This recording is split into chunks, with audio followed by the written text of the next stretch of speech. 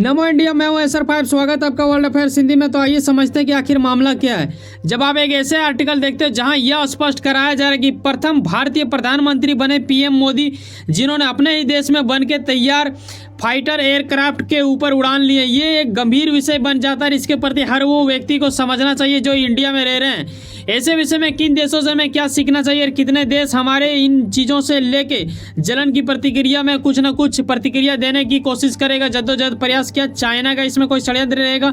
इन सभी विषयों के ऊपर आइए स्टेप बाय स्टेप चर्चा करते हैं कि आखिर मामला ये कहाँ से क्या शुरू हुआ था। यकीनन आपको पता होगा, इस पर कोई शक नहीं है कि इंडिया आए दिन वर्षों से हम देखते आए हैं कि हमारे देश के हथियार रहे चाहिए, या फिर हम बात करें मिसाइल का या फिर फाइटर जेट का इत्यादि चीज़ों की, या तो हम दूसरे देश के ऊपर निर्भर रहते थे या फिर हमारे कोई सहयोग देश से ही लिया करते थे, जैसे कि रूस हो गया, अमेरिका हो गया इत्यादि। तो ये स्थिति अब बदलता नजर आ रहा है। अब हम पूर्ण रूप से इन लोगों के ऊपर निर्भर नहीं है। कई सारे चीज़ की स्थिति बदलने की क्षमता रखती है। बीजेपी सरकार जब से आई है तब से आपने देखा कि कुछ ना कुछ यहाँ अधिकांश उन चीज़ों के ऊपर ध्यान दिया गया जो कि विदेशों से एक तरह से दूर करता है हमें और कहीं ना कहीं जोड़ता है। दूर करने के बाद ये नहीं कि हम व्यापार से दूर हो जाएंगे, व्यापार के हम करीब रहते हैं, लेकिन मेक इन इंडिया हम काफ़ी ज़्यादा करीब नज़र आ रहे हैं। ऐसे विषय में यह भी आपको पता होगा कि जिस रसिया से हम लोग हथियार लेते थे, आज भी लेते हैं, लेकिन अब उतना नहीं, कुछ हद तक हम सब खुद के ऊपर निर्भर करने लगे। यहाँ आप देखो ना, कुछ महीना पहले थोड़ा रूस का कब का है, अगस्त 15 का है, ठीक है, जब ये खुद मेक इन इंडिया में निवेश करने के लिए तैयार हो चुके थे।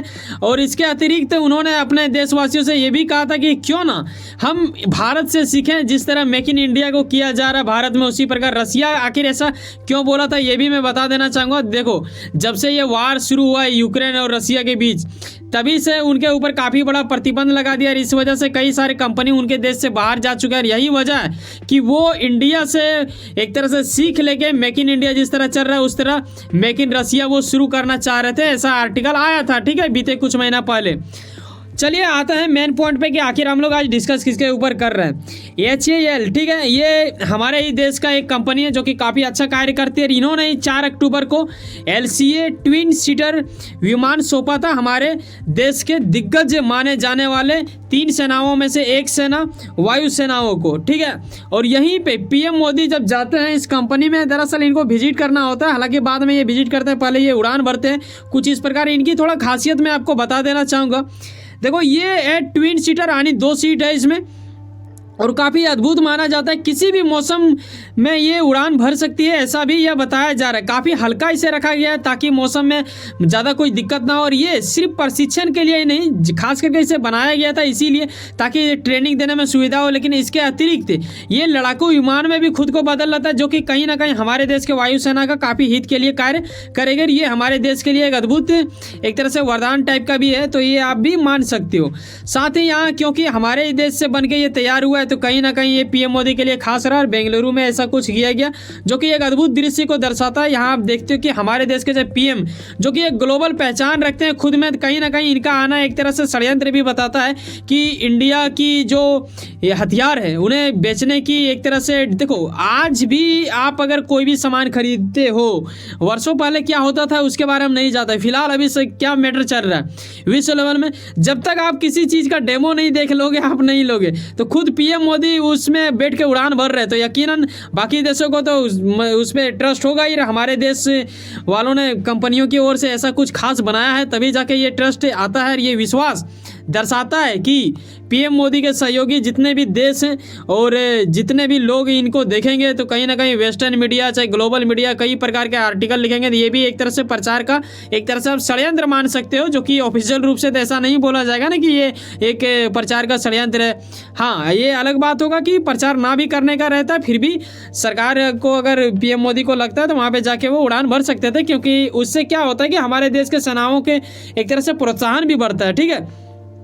लेकिन खास बात यहाँ समझने वाली बात ये है भाई साहब, जो कि हमें समझना ही चाहिए, किसी विकसित देश की एक निश्चित पहचान अगर किसी चीज़ से आकलन की जाती है तो वो है फाइटर जेट, हथियार, और वहाँ क्या बन रहा है, कितने बाहर देशों को आप निर्यात कर दे पा रहे हो, इन चीज़ों से आकलन की जाती है। यकीनन हमारे देश हथियार सेल करने में अभी मैं बोलूँगा कि हाँ चाइना वाइना से पीछा ही है, रसिया का तो अभी बराबरी हम लोग कर ही नहीं सकते हैं। हाँ, लेकिन जिस प्रकार हमारे देश में होने लगा है आने वाले दिनों में हो जाएगा। ब्राज़ील को देखें तो ब्राज़ील भी कुछ ऐसा कुछ कर रहा है, तो कहीं ना कहीं हमें इन चीज़ों से बीट करने के लिए इन लोगों को काफ़ी ज़्यादा प्रयास करना पड़ेगा। इसमें सरकार जद्दोजहद प्रयास कर रहा है। अर्जेंटीना जैसे देश से हम लोग से संपर्क किए थे, ठीक है, और फिलिस्तीन भी संपर्क किया था, लेकिन वैसा कुछ बात बनी नहीं जिस वजह से हथियार हम लोग दे नहीं पाए।